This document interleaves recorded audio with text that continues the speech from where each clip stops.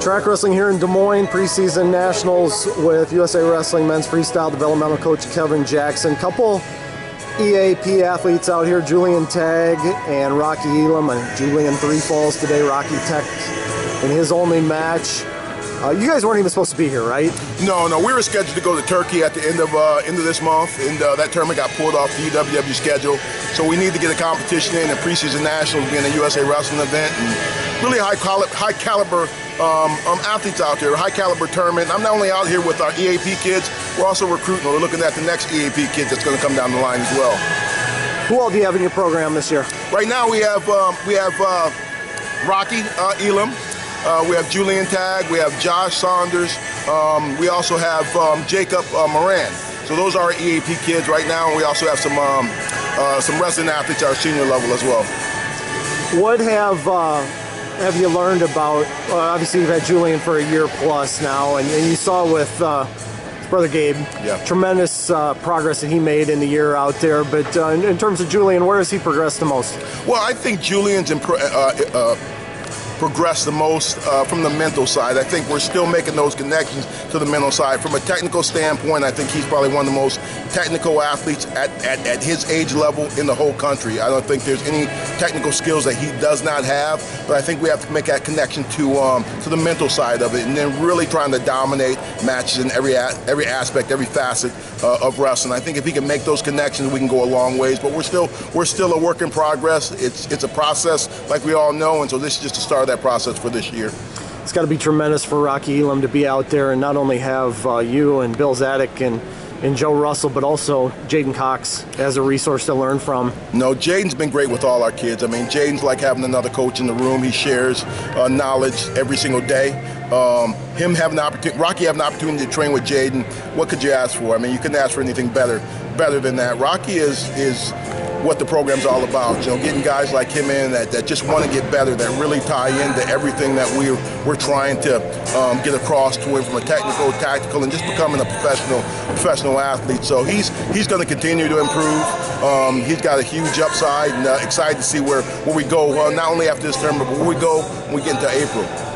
You go a few years ago from coaching 40 college athletes to now focusing on a handful of high school senior age young guys. What do you enjoy about this? Well, it's just refreshing to be around a bunch of young men that just love the sport, that know that they can be great, that have the passion, and that tie into everything that you're trying to present to them. And then you take them to competitions like this, you take them around the world and let them compete, and just to see the enthusiasm that they have about the sport is refreshing from me, coming from, you know, Iowa State. But just the individual preparation, that's a USOC thing. You know, having guys like Snyder in our program and Henry Cejudo, they took that model to make the EAP program, and they wanted to be more individual attention. That's why we have such short or lower numbers in the dorms than we've had in the past. But it's refreshing.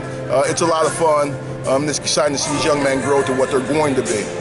What's the ideal number? What do you hope to have in your program each year? Well, I'd love to have 12 spots. I'd love to have 12 spots on campus where we can house 12 athletes year round. Right now we have 7 spots, which is, I think, what the USOC wants, just because it gives you that more individual attention. And you know, we're working with these guys every single day on their specific needs, as well as their world-class abilities and skills.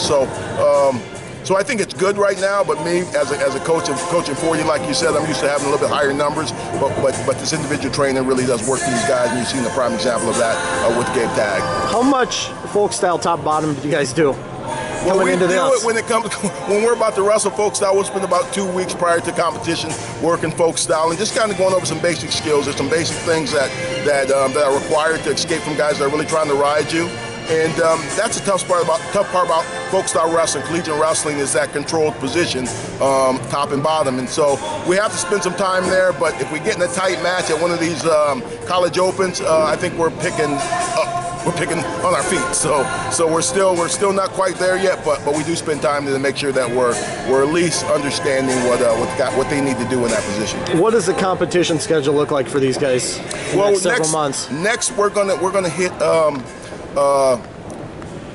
the Cowboy Open in Wyoming, so that's going to be a college event that we go to every year. It's close, 3 hours away from Colorado Springs. We'll also go to the Northern Colorado Open, UNC Open, and then we're looking at our international competitions. It's very tough to get international competitions in between now and February.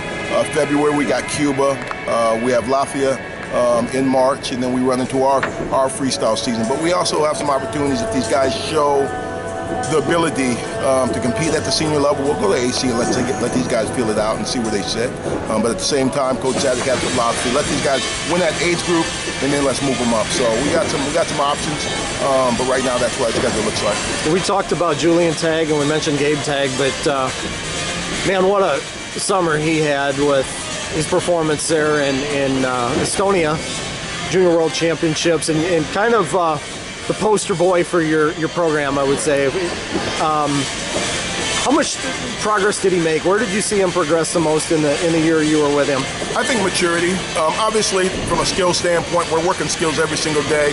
He became an expert freestyler, meaning that he could turn on top, he could defend on bottom, he could score at the end of periods, he had a go-to attack. So from a technical standpoint, he tied into everything. From a tactical standpoint, he understood what we were trying to get across to him. But I think the biggest thing for Gabe is that mental edge. You know, we train hard at the Olympic Training Center. We train like we're training these guys for Olympic Games, and so he got in really good shape. Our strength and conditioning program is second to none. He tied into that program as well.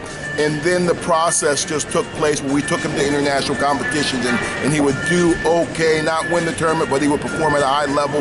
But he kept gaining confidence every single competition, and then it just culminated into him really having a great national championship, and then having a great trials. And realistically, he probably had a chance to be a world champion. We kind of faltered in the second period in the semifinals, but at the same time, he came back and really dominated for that bronze medal, and really dominated all his other opponents. So Gabe really tied into the middle side of it, and I think that side allowed him to become the mature young man that he is today. Probably the biggest question internationally right now is where's Jaden going to go? Is there anything you can share? I mean, that's Jaden's call. Obviously, we've discussed what that looks like for him, but I think he's still in a holding pattern right now, and we got to make a decision here real soon. And so we'll wait for him to make that decision, and we'll allow him to do that publicly. Thanks, Kevin. You're welcome, Andy.